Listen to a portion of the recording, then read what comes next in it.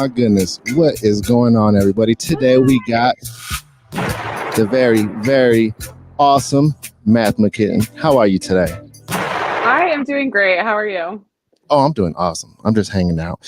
Coming off a little road trip that I had over the weekend. And yeah, I had to make it happen. I was driving through like a dust storm last night coming from the Reno area to Las Vegas. I was like, fuck, I got to make it for the podcast. My gosh. Dude, I was like, this is really sketchy. But see, like I do a little truck driving when I'm not podcasting. So like I've been in like serious fog situations. So I was like, I got this shit. So yeah, That sounds terrifying. It is a little terrifying, honestly, but you know what, man? Like you got to make it happen. So here I am, and I'm super honored that you'd be on this podcast. How are you today? I'm doing super well. I'm just like transitioning back into like the week. I never know what day it is because I feel like when you do content for work, there's nothing that's like holding you to a schedule. So my fans like make fun of me because I never know what day it is. So no, honestly, that's a good point that you make right there, because I was just thinking that, like, as I was driving back last night, I was thinking to myself, like, when you're a content creator and you do this, for a living, like, you literally got to treat this like you got to be there on time. You got to show up. You got to act like you're about to get fired or what have you, because you could fire yourself at the end of the day if you're not. Yeah, right. So, yeah, that's so true. Yeah. Very, very true. So how has your journey of a MathemaKitten been going and proving to people that nerds can be sexy too? It's been amazing, honestly. Like it has been really unexpected. So I got my education in mathematics and I had every intent of being an actuary for my whole career. And that was kind of the vision that I always had for myself. And so I was working for a firm and kind of doing like the corporate thing, the 8 to 5 for 7 years. And then during that time, like just over 3 years ago, I started making content. And I actually did not start in the foot fetish community. So my journey has been, I think, different than a lot of people. When I started making content, I didn't even know about foot fetishes. Like I had absolutely no knowledge of any of it.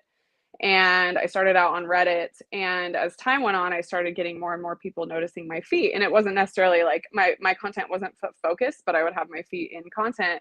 And so started doing, a couple of like foot fetish customs and like and then I started like doing a couple pre-mades, and then like, then I realized like I had a huge passion for it. I have a foot fetish myself that I've discovered, and so I've kind of transitioned into, I still do a lot of like hardcore explicit content that's not foot related, but I also, counterbalance that with a ton of foot fetish content as well. So it's been really fun for me. And and then just over a year ago, so I guess January 2021 was when I officially quit my corporate job to do this full time. And it's been best decision I've ever made. Like it's, financially and just in terms of like flexibility and my just personal fulfillment, getting to use like all these different parts of my brain has been amazing. So I feel you on that. Doesn't it feel good to like know that you're not making the next person rich, but you're doing what you love to do and you're just pretty much fulfilling your own passions? Man, that's the best feeling. Yeah, because I feel like we've all done that before at a certain point,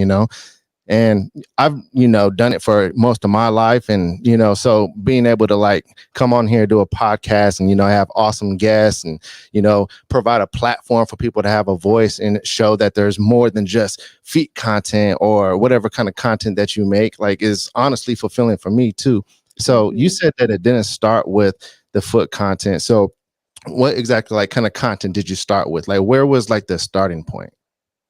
So when I started out, I was putting content out on Reddit, but my business goal was just to do custom videos. And that's how it started. And that's how it was for about a year. I ran my whole business on custom videos. And so, that was a lot of as it kind of the foot fetish component of it got stronger. I was doing less, masturbation, boy girl content, everything under the sun, but in transitioning into more, foot focused content. But Yeah, I kind of forgot what you asked. I'm sorry. No, honestly, I forgot what I asked too. I just, I mean, honestly, man, we're just having fun with it right now. Like, so, oh, it was about like where you started and what have you. I thought like when I saw the MathemaKitten and then you said that, you know, you were a mathematician, you know, showing that mathematician nerds could be sexy too. I was like, man, that's super dope.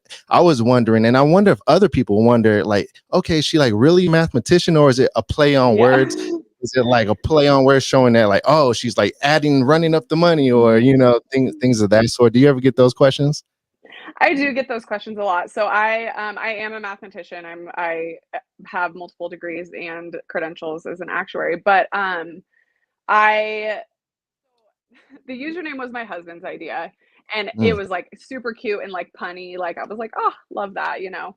So I get a lot of math questions, and I've also made some math focused content, which is really fun. I've done a couple like videos where I had to solve a very complex like you know, calculus problem or some kind of proof or something while I have like a sex toy like you Right, know, right. going. And so it's been really fun to kind of show off like that side of my, you know, my talents while simultaneously showing off the sexual side of me. So and then I think I did also once I made a video where I was making a boy girl like sex tape while simultaneously attempting to solve a Rubik's cube. So I Oh, don't know. I shit. like to bring in like the different components of that as well. Like it's a lot of fun for me. But I also get a ton of people that are in my DMs like asking me if I can tutor them like for free and stuff. And I'm like, nope. And I Absolutely. always say like I guarantee my rates are a lot more expensive than your like local neighborhood tutor. So you should probably What go over there. what do you think the rate would be for like an exclusive MathemaKitten tutoring session?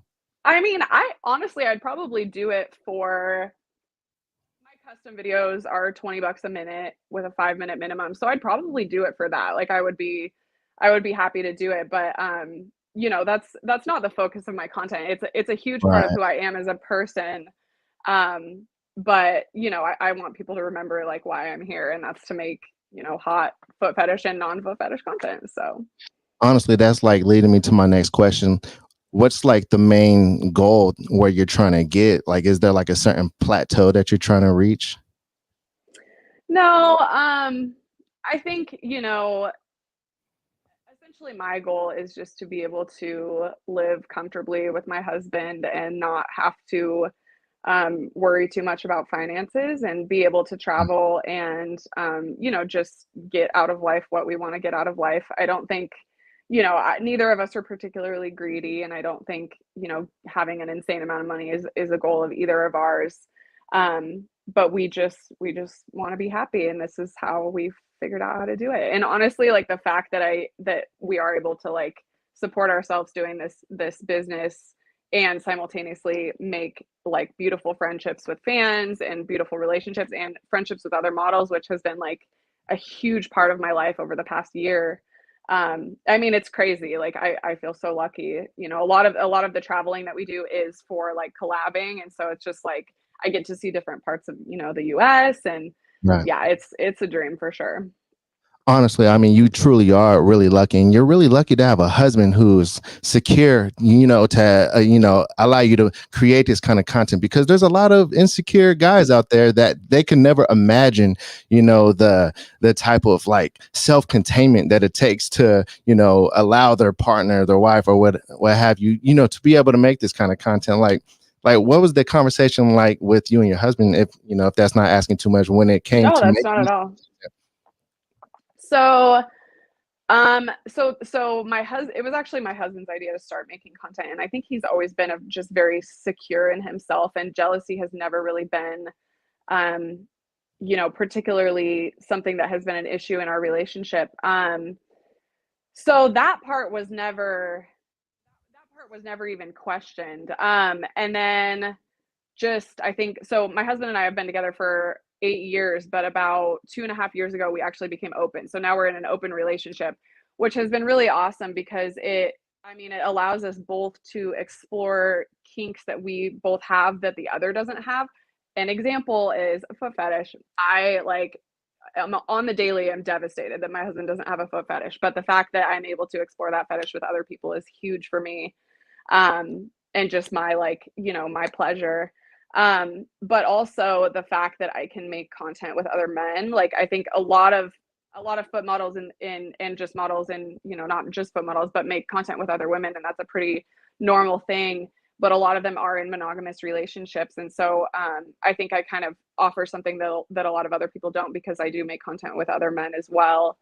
So I think, you know, it's fun because we've been able to kind of, our open relationship is something that we get to do in our personal life that's, you know, non-work related, but then also comes into play with work because I, you know, I can, you know, find guys that maybe would want to be in a video with me or something like that. Right. So, but I understand that like I have a very unique perspective because I don't think that this is not the norm. And I, you know, being friends with so many other models and working with so many other models who are in monogamous relationships, you know, a lot of times when we have the conversation about boundaries, I just always notice how people frame it, because I think that boundaries should be a discussion between two individuals where, you know, you can come to a consensus on what both people are comfortable with. But I think oftentimes girls don't realize how harmful it is, even just to frame it as, oh, my boyfriend won't let me do that, or my husband won't Right. allow me to do that. And I always just want to say, like, let you?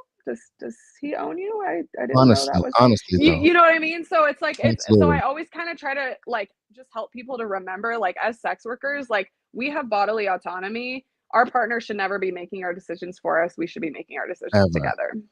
Ever. It's just like those states who are trying to control whether women can get abortions or not. Like, dude, are you Texas right now? Right? Women should Yeah. totally full control over whatever it is that they want to do. So like, how did you two like get to that like understanding? Like, did it take a lot of years to reach that understanding? Because, you know, I'm married as well, and me and my wife, like, we have like the best relationship ever, and I don't know if one day it's going to be in a open kind of you know, setting with each other, but you know, we have discussed it. You know, so like I wonder, like, you know, as somebody who's married and I have a very secure wife, I'm a very secure husband, like, how long did that take? So it was, I want to say, like, we were monogamous for 6 years. So monogamy was like the norm for us. And people ask me that all the time, like, oh, have you guys always been open? And it's like, actually, no. Like we were a fully monogamous couple for a long time, and I think we both anticipated that that would be what we were forever. But it started slow. It started with like almost like just engaging in fantasies with each other, like while we were, you know, having sex, and we would talk about, you know, what it would be like to have another guy here right now, or what it would be like to have another girl here right now.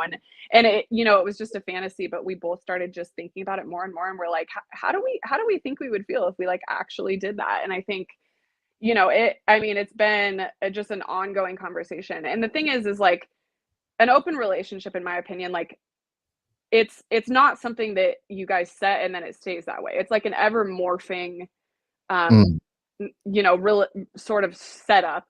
And so, you know, maybe there's times in the relationship where one party in the couple is, you know, having some mental health struggles or something like that. Like right, that would be a time where I would say, okay, let's temporarily close, because obviously there's more important things for us to focus on right now than, right. you know, engaging in our sexual desires with other people. Let's focus on each Absolutely. other for a while. So I think the important part about it is just doing kind of regular, you know, pulse checks with each other to say, like, Mm. how are we feeling about this? Are we still comfortable with the way that we're doing it right now? Should we scale it back? Do we want to do more? So yeah, it's just, it's not something that you set and leave. Like it's always changing and growing and shifting. I absolutely love that. Every single question that I'm thinking in my head or next point I want to make, like, you're covering it before I even say it, and that's fucking awesome. Because I wanted to ask, like, after the first time, like, was there a discussion afterwards? Like, all right, so how do we feel about this? Like, what was the discussion? Yeah. So kind of before we opened up, we had a couple of threesomes, and I think what we learned about, like, what we learned during those threesomes, and you know, it was just like a few times, that my husband and I have amazing nonverbal communication. it was just like crazy, like debriefing with him later, because there was times during the event where we would make eye contact with each other and be able to, like, is this okay with you? Are you sure you're okay with this? Yeah, this is fine with me. Is this okay with you? We were able to do all of that without the words. And so, and afterwards we would always make sure and talk extensively about how it went, how we felt about it, how, if there was anything that maybe we didn't know if we'd want to try that again. And yeah, so I think a big part of it is just like a really strong nonverbal communication and just support of each other and each other's boundaries. That's awesome. So that's considered, since it's open, like a swinger type of relationship, correct? Yeah. Okay. And so have you two ever like considered being polygamous? No. So the way, I don't know a lot about poly relationships, so I'm not, I won't say that I'm coming from a place of expertise or anything like that. But my experience, or at least from what I gather with poly relationships, is oftentimes there are emotions involved.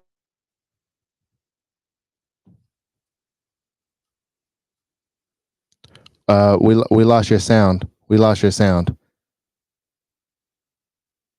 Capable of separating sex We lost your and sound for like feelings. we lost your sound for And like 20 so, seconds. because of that, like, I don't think either of us run the risk of, like, developing feelings for anybody else.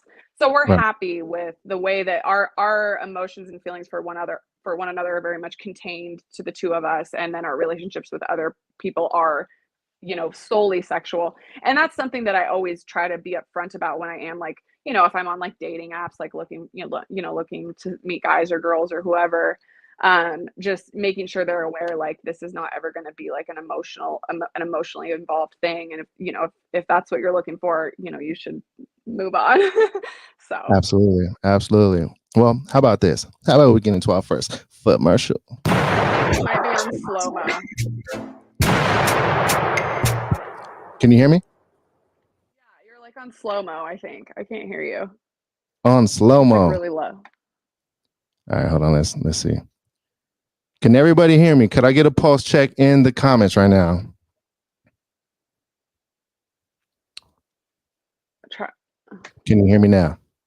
Yeah, no, it's not working. No? Okay. All right. Let's see here.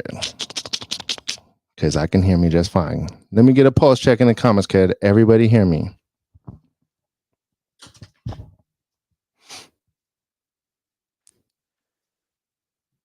Okay. Everybody can hear me.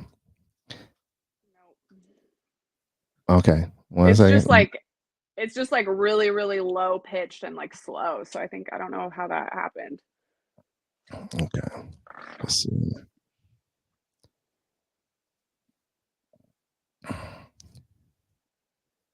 All right, everybody. Intermission real quick. We'll be right back.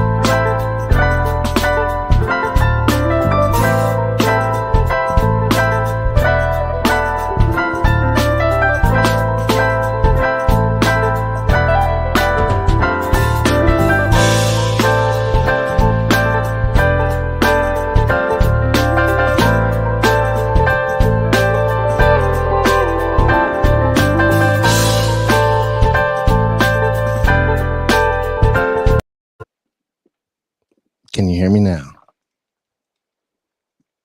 No, she can't. Stay there, folks. Okay, here's what I'm gonna do.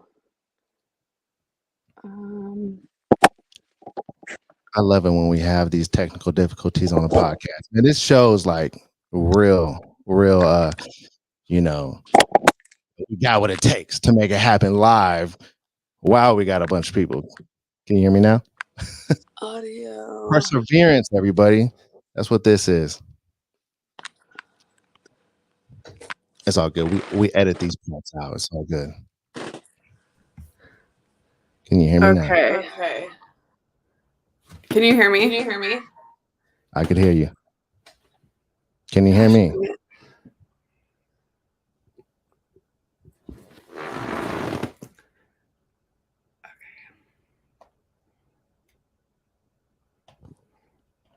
I'm sorry. It is all good. Everybody's chilling. I can see the engagement is still up. Everybody's having a good time. What's up, everybody? Okay. Oh. So I'm so sorry. Let's see. I have to go back to the link on my feed. You're good. You're good. Can you hear me? Yes, I can hear you. I'm going from my computer. All righty. All right. Everybody said we're chilling. We're chilling. Hey, while we set that up, everybody, this is what we're gonna do. Oh, what? We got the foot cam back. There. Boom. I muted it. It just has it's blank. So and then just turn that one all the way down, the foot cam. But it's still black. Why is it black? Oh, it's so you're not able to see anything from my foot cam, correct? No. So this is what I'll do. I'm gonna kick it and then come back in and just like so clear the cookies and everything, and then come back in and accept the camera and the audio, and then I'll mute the audio. Okay. Yep. I'm gonna do some shout outs in the comments right quick. Everybody in the comments, drop a comment if you're here watching live. We're getting the foot cam back set up. Shout out to K-Dog. Shout out to Avalon. Oil to Dino, man. I know I'm going to ask her your question. I promise. TK. What's up, TK? No apologies needed, he said. It's like a math equation. It really is. It really is. Shout out to Adrian Monk. He said we're chilling. Absolutely.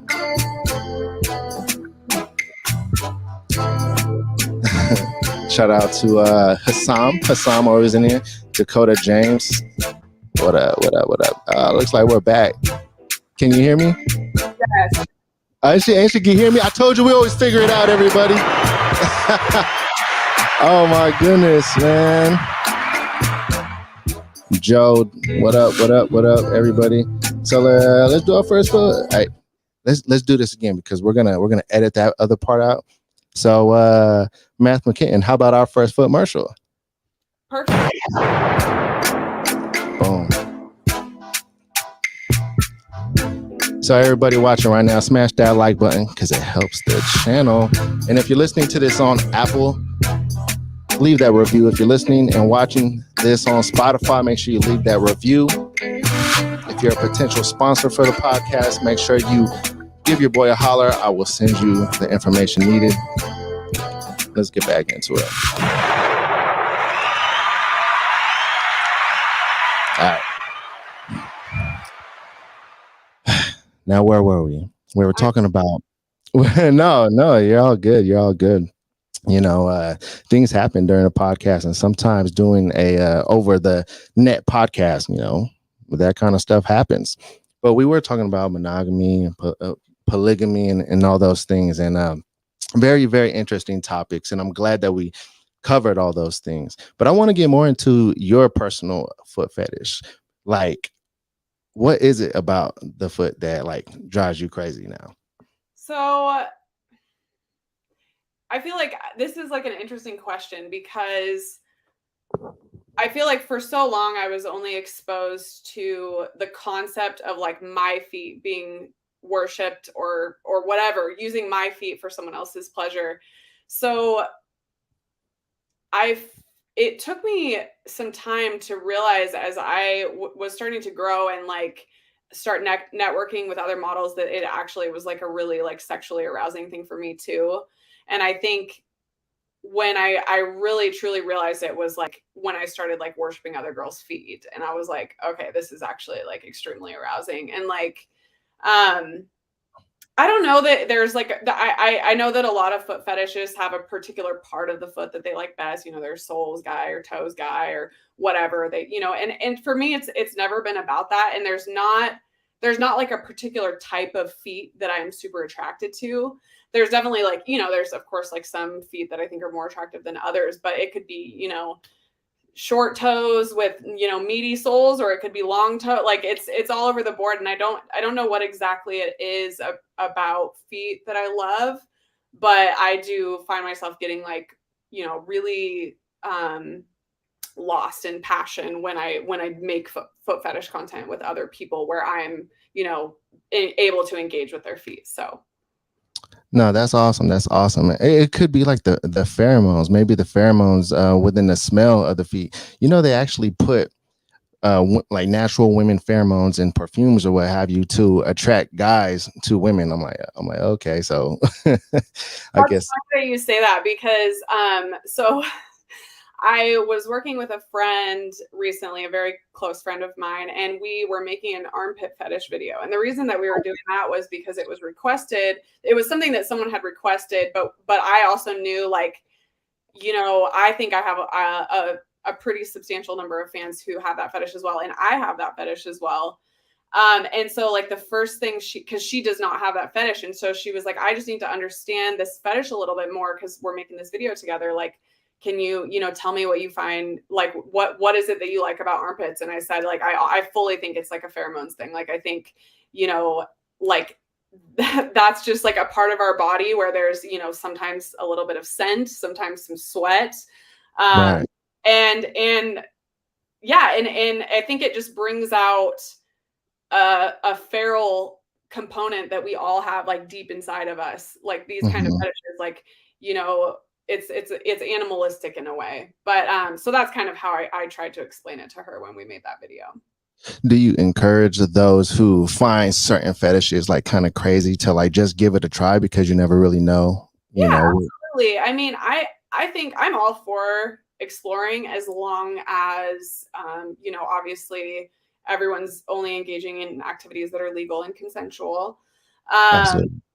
But I think especially in relationships, something that comes up a lot, I think people, you know, people will come to me and say like, oh, you know, I have this fetish that I really want to explore. And my partner just thinks I'm disgusting and can't believe I'm into that and all this, you know, with a lot of like shame associated with it. And that makes me really sad because I think, you know, again, as long as it's legal and consensual, like, you know, people should not be shamed or embarrassed about what they're into. But I also think like it's kind of your role in a relationship, in a, you know, in a committed relationship with someone. I think it's kind of your role at the very least to just think about their fetish, think about what they're asking, maybe just consider it. And I'm not asking you to indulge them, I'm just asking that you at least process it, because I think a lot of people are just terrified of anything that's taboo, and then it makes people with, you know,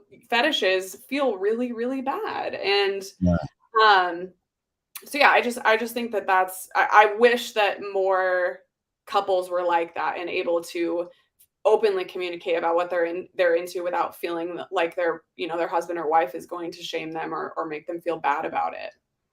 Right. No, that makes total sense right there. I got a question about when you do your collabs.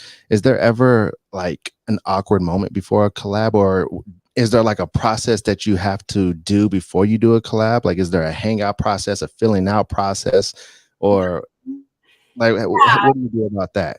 So with collabing, I've done it enough times now that the process almost like refines itself a little bit each time, because you know, you kind of learn from your experience and then you know, move on and take what you learned from that and apply it. But In thinking about summer collabs, I think just one thing that I've started doing is just trying to get information from each individual on what their boundaries are, and then make sure that once they do vocalize their boundaries, we need to stick to that. Because I know that collabs there's a lot going on. There's a lot of people usually there with all different boundaries. Like I am on one end of the scale where I do just about as extreme of content as there is.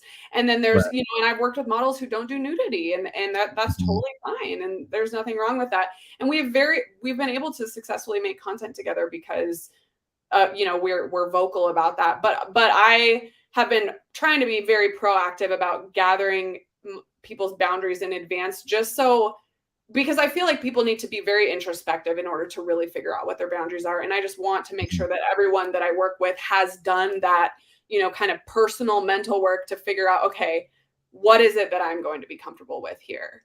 Right. So yeah, I think just getting more and more, I know it's annoying. I know people don't want to have to talk about what all their boundaries are, but it's super, super important in order to, functionally do collabs. I feel like this is very educational for those who are, thinking about getting into some kind of content creation world that involves, this kind of work or what have you. But I want to know a little bit about your boundaries when it comes to certain customs, because I know there's a huge giantess community that likes to see crushing, bug crushing, some kind of animal crushing. What do you feel and how do you feel about those kind of things? Live crushes are absolutely a no-go for me. I think that it is pretty much, now I'm not going to say it's extremely common knowledge, but I think it's pretty common knowledge across the community that live crushes are, I think a lot of people do not think that's an appropriate type of content to do. And I 100% agree on that front. And I think and I'm sure you've probably heard this before, but I think one of the worst things is that oftentimes fans will intentionally go to models who are brand new to the community because they don't have that information about what's, kind of deemed okay and what's deemed not okay, and take advantage of their newness in order to get them to do things that maybe later they would be like, oh crap, I didn't know that was not an okay thing to do. But yeah, absolutely no go on the live crushes. My, like I said, my boundaries are pretty far in terms of, at least what I'll do with other individuals, like engaging with other men or engaging with other women. But I don't do live crushing. I don't do any kind of scat content, bestiality content, race play. Those are basically, the big ones that are 100% off the table for me. I'm glad that I can totally relate with everything you just said, because I have some kind of moral confliction just killing a spider in the house when I see one. I'm like, fuck, man. Dude, I don't want to hurt you. You know what I mean? But right now it's me or you. I don't know. You might be poisonous. That's so true. Right. I mean, so I'm not one of those people. I'm all for if you can save it rather than killing it, great. But I've killed spiders in my life, and I know some people are very, very extreme with that. But I think there's a difference between doing it, occasionally in your personal life just to get a pest out of your business versus doing it on camera, to make a profit. There's, those are two completely different things.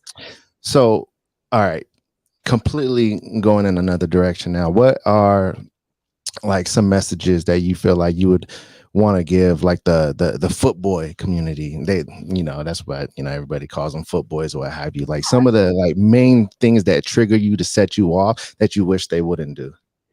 So I would say the biggest one that I come across, one of the biggest ones that I come across is, I think a lot of times when people order a custom video, they think it's beneficial for them to do a very, very detailed and lengthy script, because they think the more detail I can give her, the more she'll know what I'm looking for, and she won't need to have to try to think of it on her own.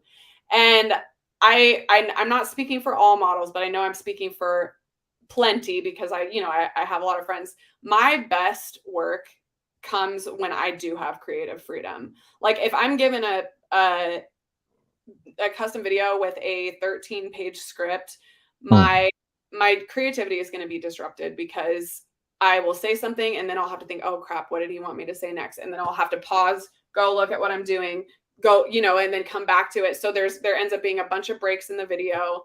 And then it just disrupts my flow. It disrupts my arousal. Like if I'm trying to be, if I want to be aroused and really get lost in filming for someone, having to stop so often to look back at what I'm supposed to be doing is really, I think it has a very negative impact on my content. So what I would say is that if you're looking for something authentic, like a paragraph, please, like tell me what those big ticket items are that you absolutely have to have in the video, and let me run with it. Because I think, like, when I watch my content back as I'm editing, where I am able to have that creative freedom, I'm so much more impressed with just everything about it, really. So I would say probably that. Yeah, no, I mean, that is a very, very descriptive, message to give to everybody. And I think that, like, there's so much to learn in this community. It's still a taboo community that, like, even a lot of the profiles that follow whatever social media you may have, like, there's still like no picture people. And, like, there's just so much to learn. And I think that the more, this continues, the more people are going to, really figure it out. And, I like that about it. But you can see it in mainstream media too. Like the whole foot fetish world and kink world is just like really blowing up. And there's always been like little, innuendos inside of movies and what have you. But like they're really starting to like, get on top of it. And it's just becoming more normal, in my opinion. So, I think I watched recently, like I was on TikTok and I wasn't even in foot talk. I was just on like in, the regular, and there was a very, very popular comedian who was interviewing a porn star with another popular comedian, and the other popular comedian, admitted to having a foot fetish, and then the porn star like took off her shoe or whatever, like it was on their podcast. And it made me so happy to see something being normalized, but not even on foot talk. Like on foot talk, it's one thing because that's where, I feel like that's where everybody wants us to be, like wants us, foot fetishists to stay in this little spot on TikTok. But then to see it on, mainstream TikTok was like, yay, like people are talking about it. Like it just makes me really happy. But I think, the drawback to the sudden, increased popularity and widespread just recognition of the fetish, I guess, is of course how a lot of people want to join this community because they think it's easy money. And when that happens, there are so many issues that happen with that. Number one, it reflects poorly on models as a whole, because each time a girl joins the community, but then, either scams her fans or, does these things that, would not fall in line with what my goals are as a content creator, it can really leave a bad taste in people's mouth about even buying content at all. And it also is like a huge slap in the face to models who either do this part-time or full-time, who do like have an understanding of how much it takes. Like, this is not like I work way more than 40 hours a week. You know what I mean? And I think, people don't understand that. Like, and people don't even understand, like when you see a video, like, if it could appear like a low effort video, but I can almost guarantee there's 7 lights set up. There's all, all this thought went into framing it, making sure the background looked okay. And I think people forget that. I think they think, oh, all I have to do is like set my phone and show my feet great. But like, that's not what it is. And so I just think I don't know. I think it's important for people to recognize that there is a lot more that goes into this job than people immediately see as consumers. Yeah, one thing that I noticed though, like with the models who are obviously solely doing it for money, is that they end up fading away at a certain point, because they realize that there is so much more that you have to do than to just take pictures and then, sell them on through your DMs or whatever. Because once that Instagram gets deleted or whatever, they're like, damn, I gotta restart that. I forget it, whatever. Or they realize that there's like so many demands and requests and just a lot of online bullying too, actually, in this community that happens. And I'm sure you experienced that as well, like in your DMs, because Like, tell me about your DMs. Like, how crowded is your DMs? My DMs are very crowded, and I think so I mentioned this to you, but my most established following, at least in terms of free socials, is Reddit. And I think that's really good because I think a lot of girls who try to do solely on Instagram are doing a huge disservice to themselves because of the way that Instagram discriminates against sex workers. Mm-hmm. Because I think while Reddit is an amazing, beautiful place, it's also just a breeding ground for assholes. And so I've gotten some very, very disturbing messages. And when I first started doing this job, I like remember one of the first like troll messages that I got, and it was something like, something about like, oh, like, you look like you like just came out of the trailer park or something like that. And I was so angry because I was like, are you fucking kidding me? Like, do you know how educated I am? Like, I was like, I was just like, it just made me so mad because like and it was funny. That was so long ago. And like, now I've gotten way worse, and it like doesn't even like, the most it crosses my mind is just to like put them on blast on my story to like make other people laugh and move on. It's just, it's the nature of the biz, unfortunately, and necessary evil. So for models watching and listening to this right now, what would your advice be to them on how to, train their minds to avoid and ignore those kind of messages? One of my favorite things to do is to creep on the person who said it, because oftentimes you can find out something about them that will make you feel really good about yourself.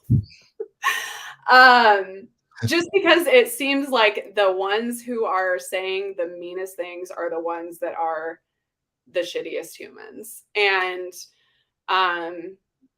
you just remind yourself that they literally set out to ruin your day. So if you let them ruin your day, they won. And the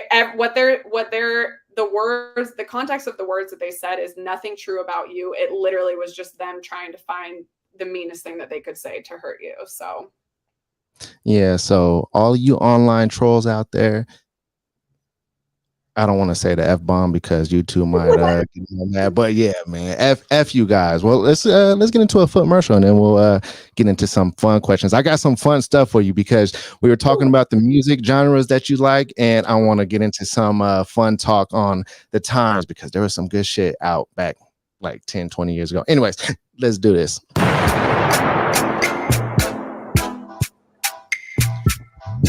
So if you're watching this right now, I highly encourage you to smash that like button, subscribe to the YouTube channel.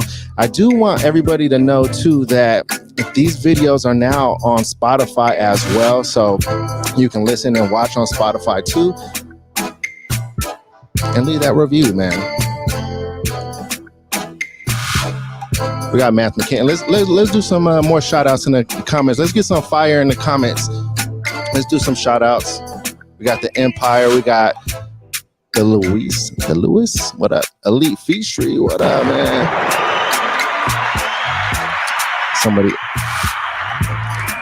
Someone says, can she spread her toes far? I don't know. We gotta find out. Oh shit. Let's see. Kill Switch. Shout out Kill Switch. Christopher Holtz. Shout out to all of you, man. Remember, man, that super chat is available too if I haven't shout you out. All right. So, MathemaKitten, I got some fun questions for you. Who is your celebrity crush? Right now, Zendaya. Oh, shit. I like her too. Damn, that leads me to something I wanted to ask you. Do you consider yourself like bi or? Yes, I am fully bisexual. That's awesome. Shout out to the LGBTQ community. Yeah, shout out to you guys. I hope you all know that this podcast supports you. I like Zendaya too. So you enjoyed Euphoria, I'm assuming? Yeah, I like her for a lot of reasons. I just think she's very talented. I think, she's wonderful. But I go through phases, like I'll fixate on one person that I'll have a crush on and then, move on to the next. All right. And so give me one more person. Oh gosh. See, right now my head is stuck on women. I'm having a hard time switching, trying to think of like men that I'm attracted to. Okay. Well, Zendaya is a really good choice. I like that one right there. That's awesome. And so when we were talking about the genres of music and everything that you were into, you got me thinking about like what was popular, like 15 years ago and what have you. And so reality TV was really big back in the day. Were you a real world person or a Jersey Shore person or both? I was a neither person. So I had a really weird childhood because I didn't really have television or video games growing up. So it was really strange, like as I turned 18 and like moved out, and then I felt like I had to consume all of this media that I had like missed like through my youth. So it's kind of bizarre. Word. Oh wow. So there was like a real like blank spot at a certain time in your life. Yeah. So it seems like you're like one of the most confident people I've ever met in my life. Was there ever, and I'll ask this question for those out there that, might be, struggling with something mentally. Like, was there ever a time in your life when you were like insecure in any kind of way? Oh, yes, absolutely. And I will say right now, before I jump into that, I think something should be said for the fact that I do feel like I am very confident in a lot of aspects of my life. But I also think that one of my biggest strengths is appearing confident. So I don't know that I think a lot of people see me and think I'm just this like, I must be the most confident being in the entire world, but that could not be, further from the truth. I think I absolutely have insecurities just like everybody else. In fact, so for a long time, for 3 years of doing this job, I didn't show my face. I was a faceless model. I showed, just parts of my face and kept it, anonymous sort of. And a big part of that was because of my corporate job that I had previous to this. But then after I quit that job, I continued to be faceless. And a big part of why it took me so long to show my face was insecurity. So even, if you guys are looking at whether it's, a friend or a model or just somebody in the world that you think like, wow, like I just wish I could be as confident as that person, I can promise you there is something that, probably multiple things that they every day they think about and wish they could change about themselves. Oh my gosh. Remember I told you like 25 minutes ago that you keep on nailing everything that I'm about to bring up next. Like the segues are being created by the MathemaKitten right now. And I got to say, a mathematician solves problems. And the MathemaKitten is literally proving that right now, is that she is solving any kind of segue that I need to create. She's doing it for me. So I wanted to ask you about the face reveal. That was going to come next, actually. So that's interesting that all of those things and stemmed from the whole face reveal. So when that moment came, because that was not too long ago, correct? Yeah, it was in January, so it was just about 2 months ago. And so when you finally did it, like all of the feedback that you got, like did it, like what did that feel like for you? Oh, it blew me out of the water. It was so much more overwhelmingly positive than I even expected. And it was a huge confidence boost. And honestly, it was a huge business boost as well, because I think there are like a subset of fans who like, it does not matter how great a girl's content is. If her content doesn't have her face in it, that's not what does it for them. And I totally get that. I think, a lot of people just need a face. And so I think where I probably had a lot of people out there that had seen my content, but just hadn't pulled the trigger on subscribing because because I was faceless. So the moment that I started showing my full face, I was able to bring them in. And that was, that obviously was a confidence boost as well, to see how many people were like, oh, this is what she looks like. Okay. Like I'm paying. So Yeah. Right. Yeah. No, it makes it more personable when you do things like that. And I'm sure once people see this podcast and they get to, hear your voice, see your personality a little bit, get to know more about you, they're going to be like, oh shit, like subscribe, follow wherever it is that they follow, because it's that personability that they love and they get to know you. And I'm sure many people listening or watching this right now, they're thinking to themselves like, damn, I'm kicking it with the MathemaKitten right now. You know what I'm saying? Shout out to that.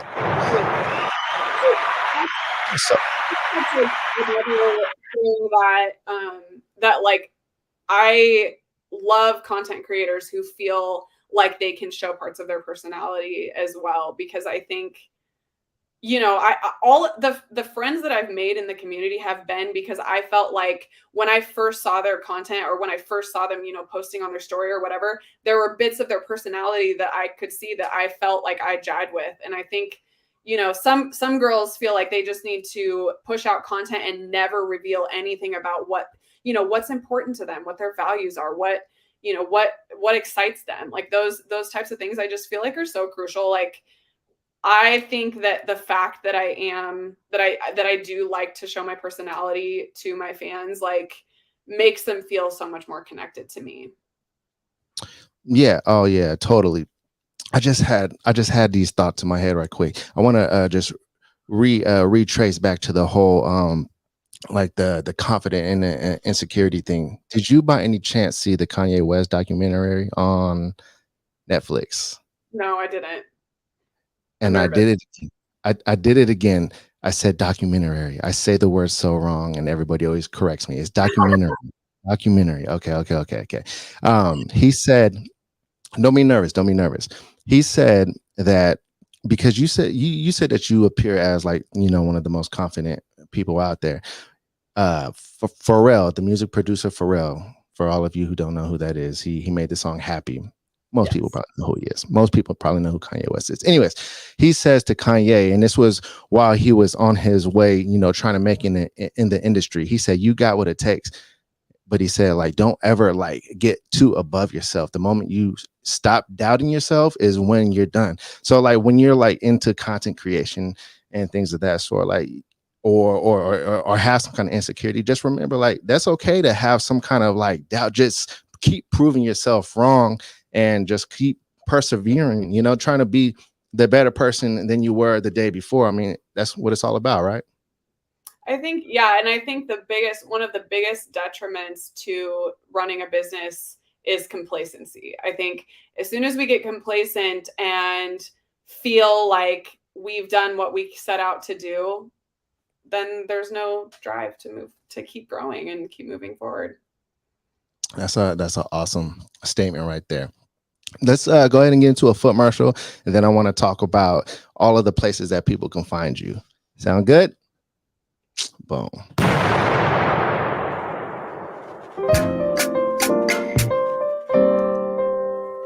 Oh, I chose the classical music. Oh, snap. I like it though. Once again, everybody smash that like button. And man, MathemaKitten is super awesome, man. I'm super honored to have her on the podcast. If you're watching this right now and you're interested in being on the podcast, holler at me. Don't be shy. Shout out Alex Greenwood. Kill switch again, man. I see you guys in the comments. Boom.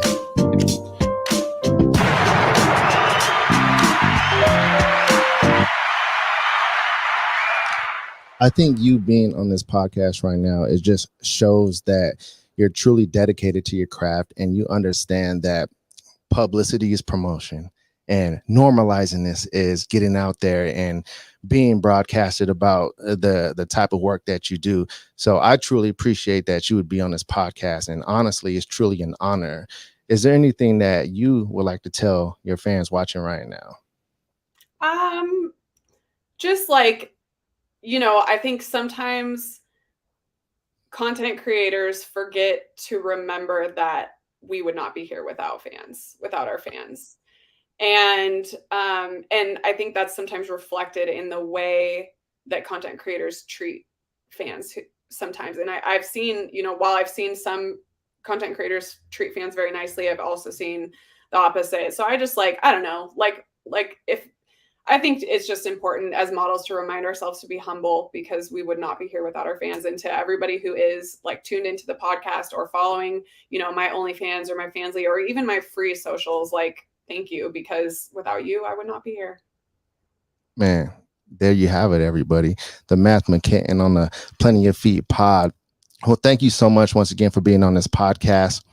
It's truly an honor. And I hope everybody watching right now goes and follows every one of her socials, gets on Reddit. Oh, by the way, I'm on Reddit now. I got to thank you for getting me on Reddit. Yeah. I the final push. Yes, man, because for so long I avoided Reddit, I avoided Twitter, I avoided so many of the social media. So thank you for getting me on Reddit, because now I'm on there. Well, I think that wraps it up, everybody. Thank you so much, MathemaKitten, for being on the podcast. Hopefully we could do it again in the future. Let's end on a footmercial, and don't go nowhere. I want to holler at you after the podcast. Thank you, everybody, for watching, and we are about to sign out of here.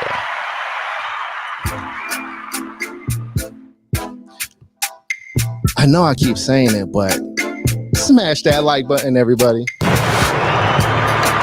Thank you for watching. I drank 3 AHA sparkling water, so I gotta piss like a Russian racehorse right now. Everybody have a great day. And rewatch this episode 100 times. We're out of here.